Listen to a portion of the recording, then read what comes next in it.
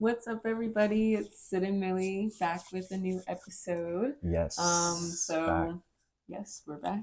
Yes. In a few days. Facts. What are we talking about today, Millie? So we just finished watching it's F1 weekend. So yeah, basically we're going to chat about F1 a little bit. We just finished watching the sprint race. It's sprint race weekend in Ontario, Canada. And yeah, we're just going to chat about what we saw during the race and what we thought about the sprint. And that's basically all. So, well, do we want to start with our favorite racer first? Yeah, well, getting straight into it. Yeah, I mean, Lewis started in fifth. Qualifying was kind of like crazy yesterday, in my opinion. Like, I don't know, like it seems every time like he was killed it for, dang, do I have something on like my eye or something? Like in the corner? Or just like over my eye anywhere, like a hair or fluff or something? No, I don't see anything. Okay. Let me see. Every time I'm like looking this way, it's like something is in front of my eye. Maybe one of your eyelashes is sticking down a little bit. Yeah, which it does kind of look like one of your eyelashes is sticking It is, down. yeah. Like over in this area. Yeah. Is that a little better? I think so. All right, cool. Thank you. Yeah, you're Appreciate welcome. That. But yeah, so qualifying was going decent, like finished first in the first part of qualifying, no one beat his time. And then the second part of qualifying, literally up there again. But then of course, like as soon as like it got down to the final 10 and it was down to like the final shootout, the Ferraris just don't have that pace for whatever reason. What goes on with that? Or it's like, is everyone just not? But I feel like Lewis's fastest time was still faster than the top qualifying time. Oh, was it? In the last sector, I thought. Oh, okay. I don't know. I'm not sure. Yeah, but all I know is that for the last section of qualifying, the pace wasn't quite there, so he ended up like fifth with Charles behind him in sixth. But yeah, for the sprint, like Lewis got a great jump off the line, went around the outside and was able to get past Piastri and put himself into fourth, where he remained for most of the sprint race. Showed good pace at time, but still like the Mercedes and Norris ahead of him were just kind of like pulling away. Like at some points in the race he was a little bit closer, but at others they kind of like pulled away a little bit. So it's pretty clear like the Ferrari is still lacking a little bit of like pace, like still lacking that like, I don't know, that killer edge. These other cars have so much pace either on the straights or whatever, and it just seems like the Ferraris are still like, the drivers are just like begging for more pace, like needing more pace. So kind of disappointing to see that like he just wasn't able to maintain that. And I know like there was some good fighting up front with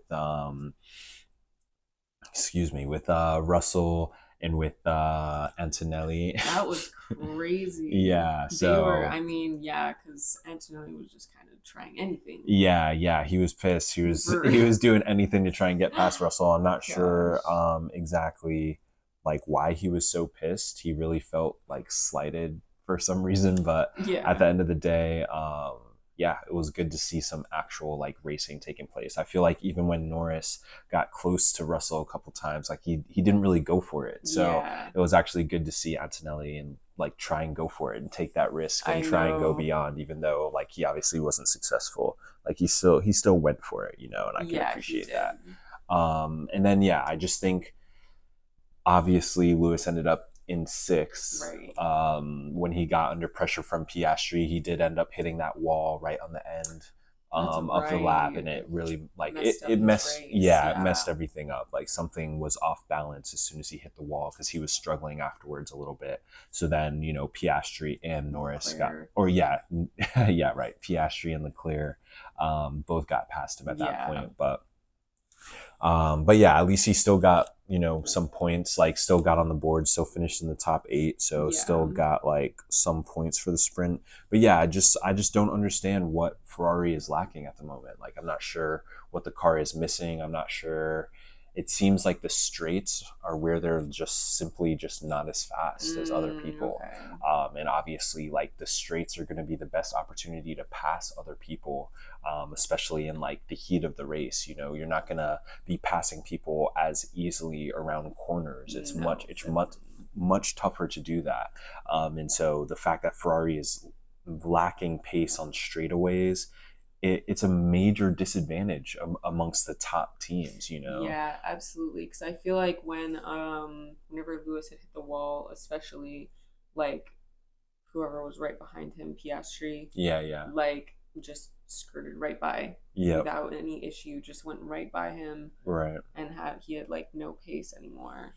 Right. Yeah. So Definitely not. Yeah. And I mean, they're definitely, quick around the corners, whatever. But yeah, I just think like lacking that straightaway speed is going to be a huge disadvantage because people are always going to be, harvesting that battery power and trying to like mm-hmm. wait for those moments for those straightaways because they know the Ferraris are weak on the straightaways, Right. Oh and that's my exactly what gosh. Piastri was doing. He was just biding his time to get an opening on one of those Right. straightaways, And and like that's target him. exactly, and Yeah. that's what he did. So yeah, I mean, overall, it was a pretty entertaining race. Like, I'm Yeah. honestly starting to like appreciate the sprint races a lot more. Like, as much as it's quick and there's not a pit stop, so you get rid of some of that. But I just feel like it's the best opportunity to actually see racing. Like in 23 laps they were already starting to separate like a 3-second gap. The Mm-hmm. front three, you know what I mean? So if Yep. you spread that over the course of like 50 or 40 something laps, whatever it may be for this weekend, it's like by that time, the front people are potentially going to be 10, So 15 far seconds ahead. right.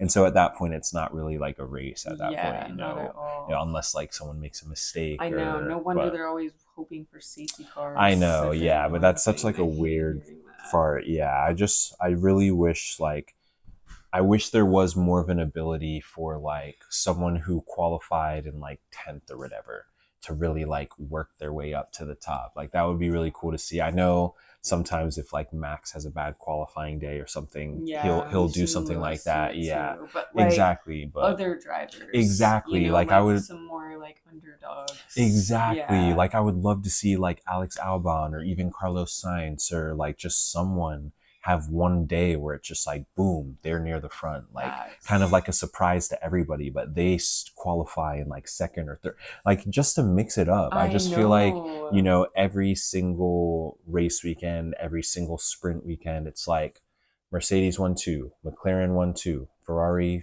1-2. You know what I'm saying? It's Right. like all the teams are just stacked one after the Yeah. other, and there's just like no variation. And this is kind of why when we're chatting, we're always like, oh, we should do like a racing league where all the cars are the exact same, and it's all about Yes. just like the I just want to see racers the and the drivers drivers. ability. Yeah, if all the Yeah. cars were the exact same, because yeah, I just think you know there are talented drivers that we don't always get to like see what their full Facts. ability is, because they're not given Not a vehicle that is competitive. right. And then Um, some of the really good drivers might just like have a really good car. exactly. Yeah. So Yeah. you never really know because it's just like, yeah, there's just so many variables that come Yeah. into play. But regardless, this is what we got. It was a long break, like a 3-week break in the middle of the season. Crazy. I will never understand how or why F1 does that. Like, this is a sport, right? Like, you keep the fans engaged, have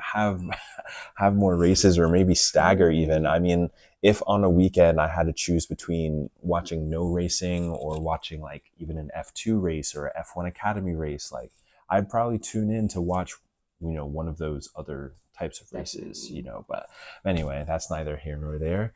The It fact of the is. matter is, yeah, it is F1 weekend in Canada, in Ontario. We just finished watching the sprint race. We're hoping to see some more from the Ferraris, hoping to see some more from Lewis Hamilton. We know that he's Yes. hungry this weekend. Yeah. He's got that fire. He knows the track well. And yeah, I'm just hoping that, the car will reward, the energy he's bringing towards it because he's fighting. He's fighting to prove like, that why he is the GOAT and Mm-hmm. that he is the GOAT, and we know Lewis is the GOAT. So yeah, I just love to see the vehicle kind of keep up with him. I agree. That would be That's amazing.